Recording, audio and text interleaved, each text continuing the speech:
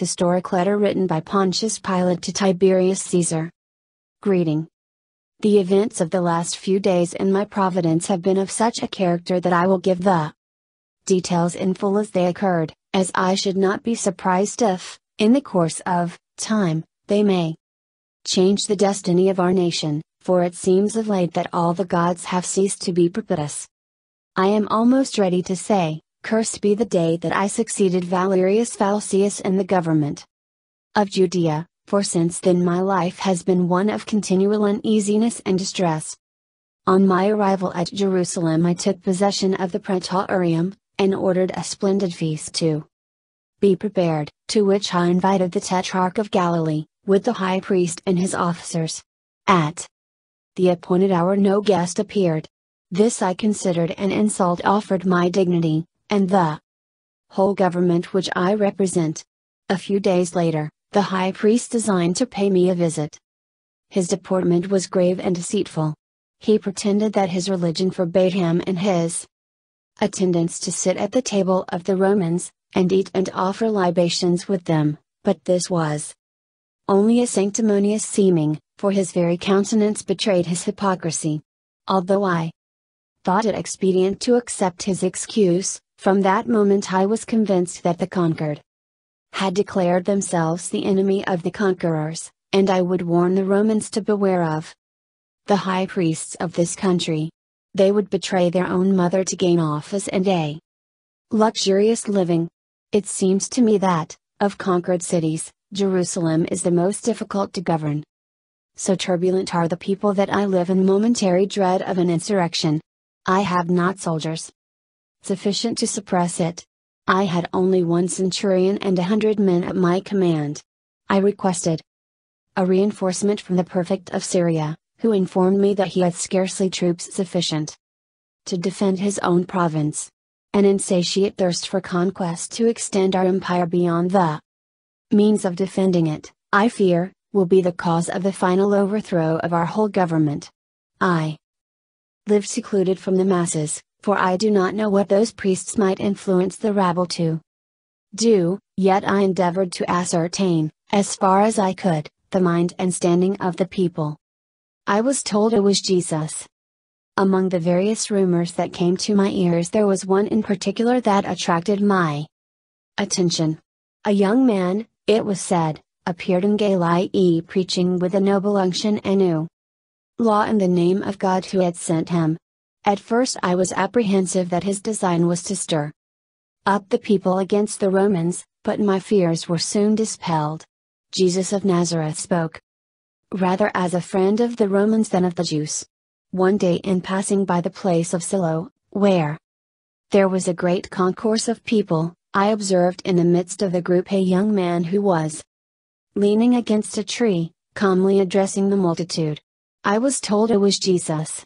This I could easily have suspected, so great was the difference between him and those listening to him. His golden-colored hair and beard gave him the appearance of a celestial aspect. He appeared to be about 30 years old. Never have I seen a sweeter or more serene countenance. What a contrast between him and his hearers, with their black beards and tawny complexion. Unwilling to interrupt him by my presence, I continued to walk, but signified to my secretary to join the group and listen. My secretary's name is Manlius.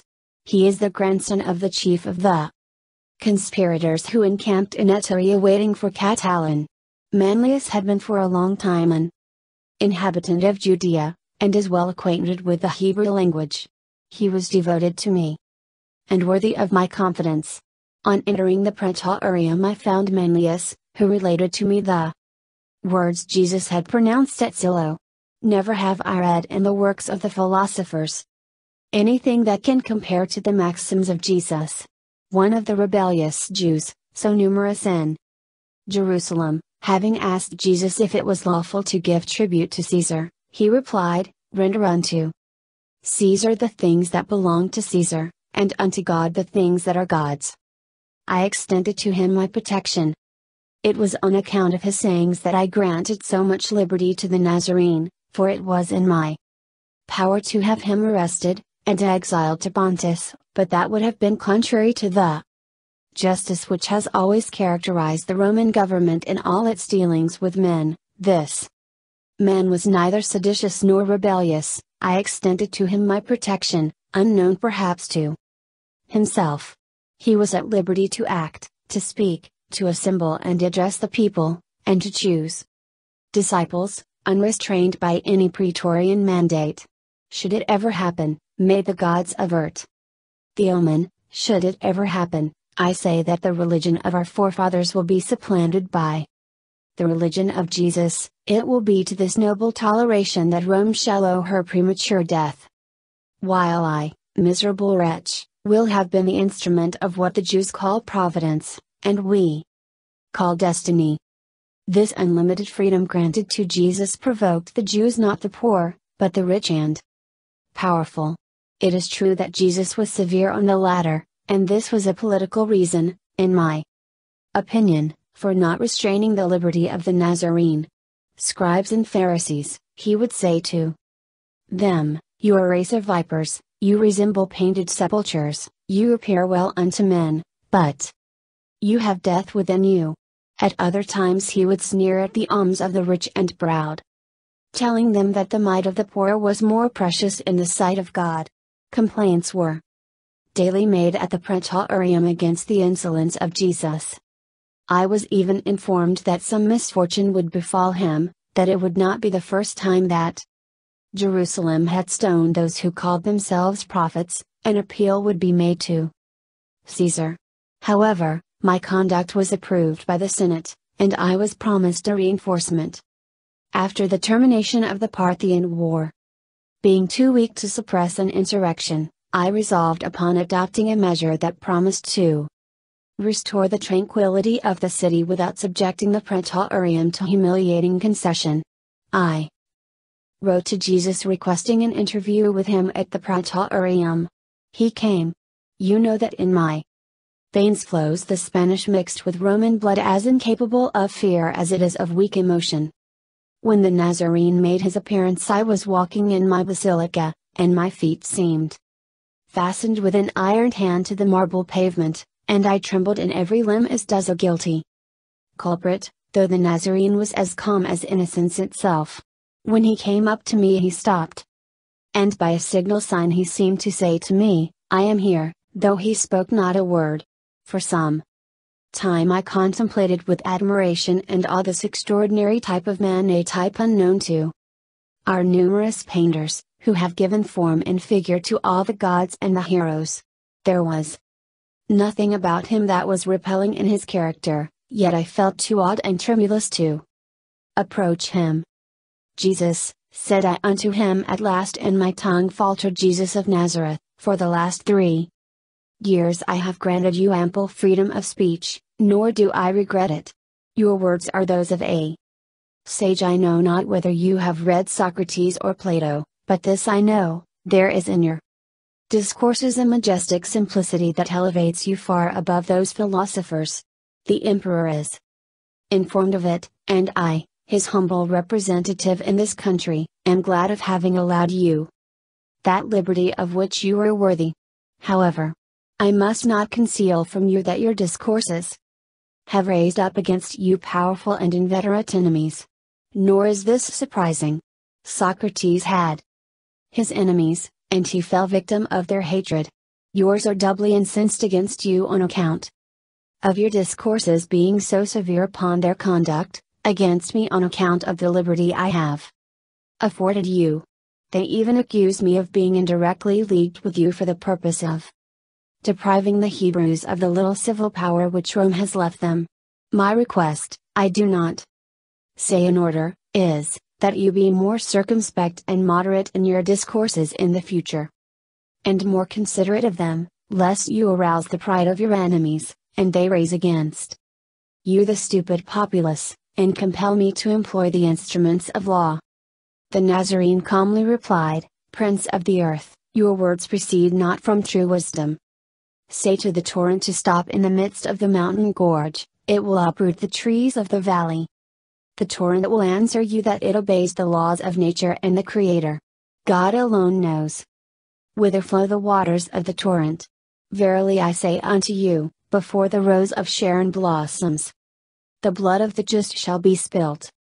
Your blood shall not be spilt, said I, with deep emotion, you are more precious in my estimation on account of your wisdom than all of the turbulent and proud Pharisees who abuse the freedom granted them by the Romans.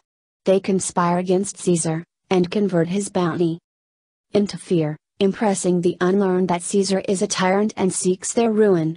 Insolent wretches! They are not aware that the wolf of the Tiber sometimes clothes himself with the skin of sheep to accomplish his wicked designs. I will protect you against them. My praetorium shall be an asylum both day and night. That which is written in the books of the prophets must be accomplished.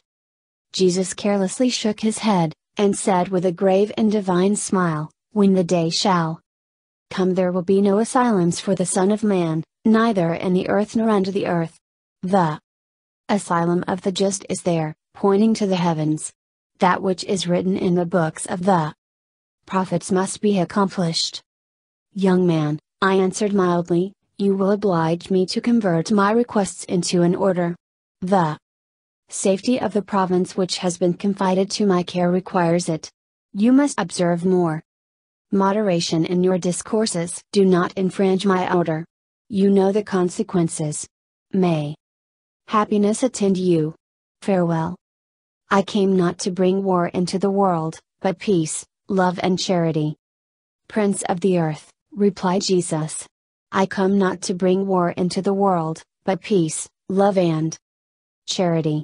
I was born the same day on which Augustus Caesar gave peace to the Roman world. Persecutions proceed not from me. I expect it from others, and I will meet it in obedience to the will of my Father, who has shown me the way. Restrain, therefore, your worldly prudence. It is not in your power to arrest the victim at the foot of the tabernacle of expiation. So saying, he disappeared like a bright shadow behind the curtains of the basilica, to my great relief, for I felt a heavy burden on me, of which I could not relieve myself of in his presence. Jesus appeared to be one of those great philosophers that great nations sometimes produce. To Herod, who then reigned in Galilee, the enemies of Jesus addressed themselves, to wreak their vengeance on the Nazarene. Had Herod consulted his own inclinations, he would have ordered Jesus immediately put to death, but, though proud of his royal dignity, yet he hesitated to commit an act that might lessen his influence with the Senate, or like me, was afraid of Jesus. But it would never do for a Roman officer to be afraid of a Jew. Previously to this, Herod called on me at the praetorium, and, on rising to take leave, after some trifling conversation, asked me what was my opinion concerning the Nazarene. I replied that Jesus appeared to me to be one of those great philosophers that great nations sometimes produced, that his doctrines were by no means sacrilegious, and that the intentions of Rome were to leave him to that freedom of speech which was justified by his actions. Herod smiled maliciously, and, saluting me with ironical respect, departed, clamoring for the death of the Nazarene. The great feast of the Jews was approaching, and the intention was to avail themselves of the popular exultation which always manifests itself at the solemnities of the Passover. The city was overflowing with a tumultuous populace, clamoring for the death of the Nazarene. My emissaries informed me that the treasure of the temple had been employed in bribing the people. The danger was pressing. A Roman centurion had been insulted. I wrote to the prefect of Syria for 100 foot soldiers and as many cavalry. He declined. I saw myself alone with a handful of veterans in the midst of a rebellious city, too weak to suppress an uprising, and having no choice left but to tolerate it.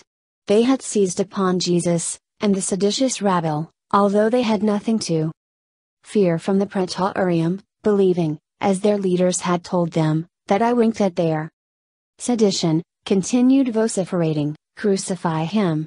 Crucify him!" 3 powerful parties had combined together at that time against Jesus. First, the Herodians, and the Sadducees, whose seditious conduct seemed to have proceeded from double motives. They hated the Nazarene and were impatient of the Roman yoke. They never forgave me for having entered the holy city with banners that bore the image of the Roman emperor, and although in this instance I had committed a fatal error, yet the sacrilege did not appear less heinous in their eyes. Another grievance also rankled in their bosoms. I had proposed to employ a part of the treasure of the temple in erecting edifices for public use. My proposal was scorned. The Pharisees were the avowed enemies of Jesus. They cared not for the government. They bore with bitterness the severe reprimands, which the Nazarene for 3 years had been continually giving them wherever he went. Timid and too weak to act by themselves, they had embraced the quarrels of the Herodians and the Sadducees. Besides these 3 parties, I had to contend against the reckless and profligate populace, always ready to join sedition, and profit by the disorder and confusion that resulted therefrom. Condemned to death. Jesus was dragged before the high priest, and condemned to death. It was then that the high priest, Caiaphas, performed a divisory act of submission. He sent his prisoner to me to confirm his condemnation and secure his execution. I answered him that, as Jesus was a Galilean, the affair came under Herod's jurisdiction, and ordered him to be sent thither. The wily tetrarch professed humility, and protesting his deference to the lieutenant of Caesar, he committed the fate of the man to my hands. Soon my palace assumed the aspect of a besieged citadel. Every moment increased the number of malcontents. Jerusalem was inundated with crowds from the mountains of Nazareth. All Judea appeared to be pouring into the city. Beware, beware, and touch not that man, for he is holy. I had taken a wife from among the Gauls, who pretended to see into futurity. Weeping and throwing herself at my feet, she said to me, Beware, beware, and touch not that man, for he is holy. Last night I saw a vision. He was walking on the water, he was flying on the wings of the wind. He spoke to the tempest and to the fishes of the lake, all were obedient to him. Behold, the torrent of Mount Kedron flows with blood, the statues of Caesar are filled with gemonite, the columns of the Interium have given away, and the sun is veiled in mourning like a vestal in the tomb. Ah! Pilate, evil awaits thee. If thou wilt not listen to the vows of thy wife, dread the curse of a Roman Senate, dread the frowns of Caesar. By this time the marble stair groaned under the weight of the multitude. The Nazarene was brought back to me. I proceeded to the halls of justice, followed by my guard, and asked the people in a severe tone what they demanded. The death of the Nazarene, was the reply. For what crime? He blasphemed, he has prophesied the ruin of the temple, he calls himself the Son of God, the Messiah, the King of the Jew. Roman justice, said I, punishes not such offenses with death. Crucify him! Crucify him! Crucify him! Crucify him! Cried the relentless rabble. The vociferations of the infuriated mob shook the palace to its foundations. There was but one who appeared to be calm in the midst of the vast multitude, it was the Nazarene. After many fruitless attempts to protect him from the fury of his merciless prosecutors, I adopted a measure which at the moment appeared to me to be the only one that could save his life.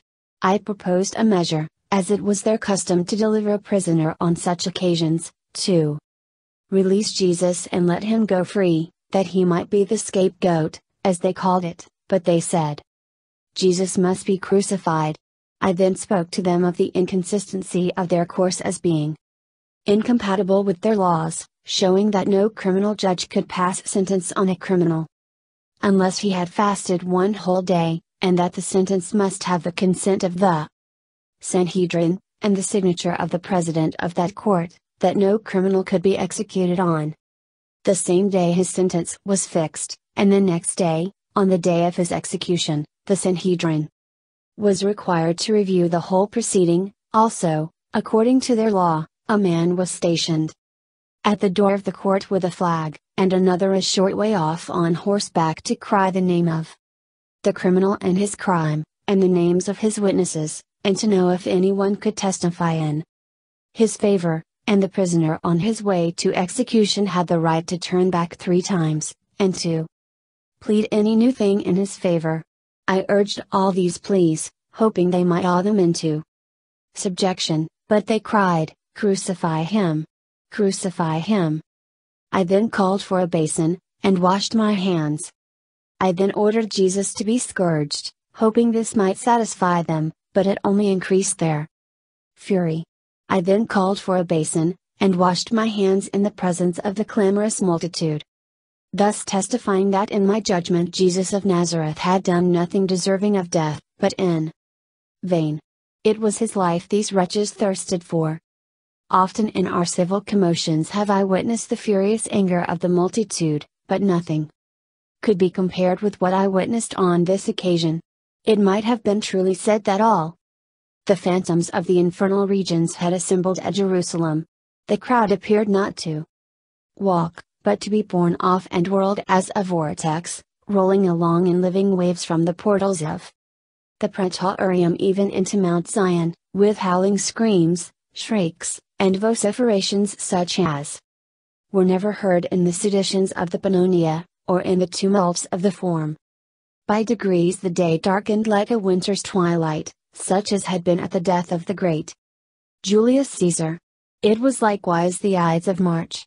I, the continued governor of a rebellious province, was leaning against a column of my basilica, contemplating athwart the dreary gloom these fiends of Tartarus dragging to execution the innocent Nazarene.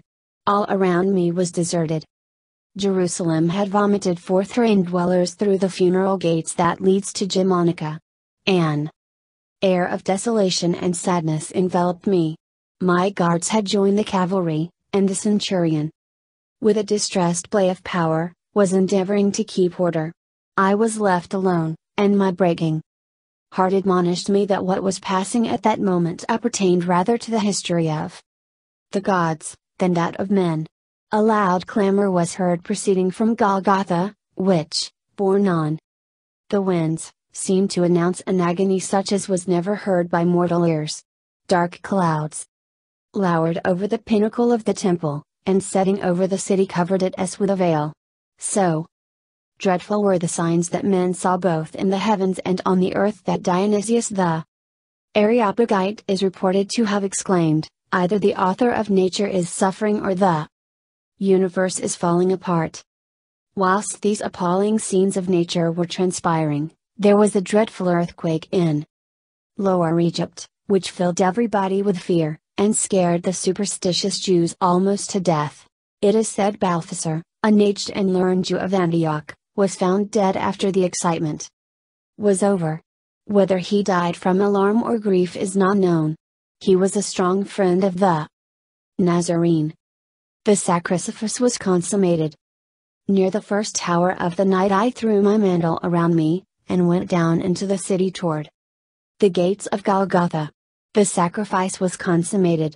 The crowd was returning home, still agitated, it is true, but gloomy, taciturn, and desperate. What they had witnessed had stricken them with terror and remorse. I also saw my little Roman cohort pass by mournfully, the standard bearer having veiled his eagle in token of grief, and I overheard some of the Jewish soldiers murmuring strange words which I did not understand. Others were recounting miracles, very like those which have so often smitten the Romans by the will of gods. Sometimes groups of men and women would remain motionless in expectation of witnessing some new prodigy. They all slunk off like cowardly curs. I returned to the Praetorium, sad and pensive. On ascending the stairs, the steps of which were still stained with the blood of the Nazarene, I perceived an old man in a suppliant posture, and behind him several Romans in tears. He threw himself at my feet and wept most bitterly. It is painful to see an old man weep, and my heart being already overcharged with grief, we though strangers, wept together. And in truth it seemed that the tears lay very shallow that day with many whom I perceived in the vast concourse of people. I never witnessed such an extreme revulsion of feeling. Those who betrayed and sold him, those who testified against him, those who cried, "Crucify him! We have his blood," all slunk off like cowardly curs, and washed their teeth with vinegar. As I am told that Jesus taught a resurrection and a separation after death, if such be the fact, I am sure it commenced in this vast crowd. "Father," said I to him, after gaining control of my feelings, "who are you, and what is your request?" "Permission to bury Jesus of Nazareth." "I am Joseph of Arimathea," replied he, "and am come to beg of you upon bended knees the permission to bury Jesus of Nazareth." "Your prayer is granted," I said to him, and I ordered Manlius to take some soldiers with him to superintend the interment, lest it should be profaned. A few days after the sepulchre was found empty, his disciples proclaimed all over the country that Jesus had risen from the dead, as he had foretold. This created more excitement even than the crucifixion. And to its truth I cannot say for certain, but I have made some investigation of the matter, so you can examine for yourself, see if I am in fault, as Herod represents. Joseph buried Jesus in his own tomb. Whether he contemplated his resurrection or calculated to cut him another, I cannot tell. The day after he was buried, one of the priests came to the Praetorium and said they were apprehensive that his disciples intended to steal the body of Jesus and hide it, and then make it appear that he had risen from the dead, as he had foretold, and of which they were perfectly convinced.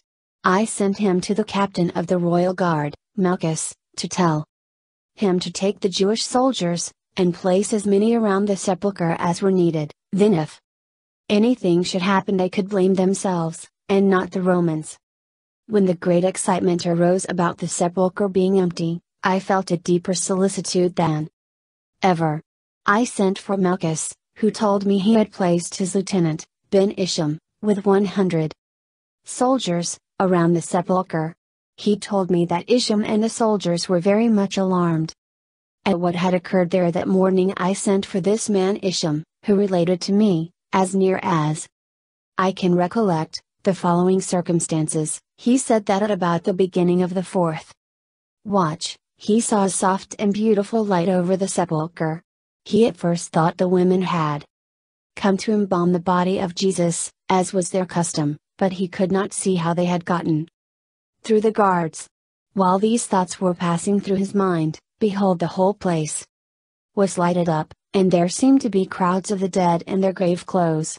All seemed to be shouting and filled with ecstasy, while all around and above was the most beautiful music he had ever heard, and the whole air seemed to be full of voices praising God. At this time there seemed to be a reeling and swimming of the earth, so that he turned so sick and faint that he could not stand on his feet. He said the earth seemed to swim from under him, and his senses left him, so that he knew not what did occur. I asked him if he could not have been mistaken as to the light. Was it not day that was coming in the east? He said at first he thought of that, but at a stone's cast it was exceedingly dark, and then he remembered it was too early for day. I asked him if his dizziness might not have come from being awakened and getting up too suddenly, as it sometimes had the effect. He said he was not, and had not been asleep all night, as the penalty was death for him to sleep on duty. He said he had let some of the soldiers sleep at a time. Some were asleep. Then I asked him how long the scene lasted. He said he did not know, but he thought it was nearly an hour. He said it was hid by the light of the day. I asked him if he went to the sepulchre after he had come to himself. He said no, because he was afraid that just as soon as relief came they all went to their quarters. I asked him if he had been questioned by the priests. He said he had. They wanted him to say it was an earthquake, and that they were asleep, and offered him money to say That the disciples came and stole Jesus, but we saw no disciples. He did not know that the body was gone until he was told. I asked him what was the private opinion of those priests he had conversed with. He said that some of them thought that Jesus was no man, that he was not a human being, that he was not the son of Mary, that he was not the same that was said to be born of the Virgin in Bethlehem, that the same person had been on earth before with Abraham and Lot, and at many times and places. It seemed to me that if the Jewish theory be true, these conclusions are correct, for they are in accord with this man's life, as is known and testified by both friends and foes, for the elements were no more in his hands than the clay in the hands of the potter. He could convert water into wine, he could change death into life, disease into health, he could calm the seas, still the storms, call up fish with a silver coin in its mouth. Now, I say, if he could do all these things, which he did, and many more, as the Jews all testify, and it was doing these things that created this enmity against him, he was not charged with criminal offenses, nor was he charged with violating any law, nor of wronging any individual in person, and all these facts are known to thousands, as well by his foes as by his friends. I am almost ready to say, as did Manlius at the cross, truly, this was the Son of God. Now, noble sovereign, this is as near the facts in the case as I can arrive at, and I have taken pains to make the statement very full, so that you may judge of my conduct upon the whole, as I hear Antipater has said many hard things of me in this matter, with the promise of faithfulness and good wishes to my noble sovereign. I am your obedient servant, Pontius Pilate. This letter backs up the biblical account of the events of the life, ministry, crucifixion, and resurrection of Jesus Christ.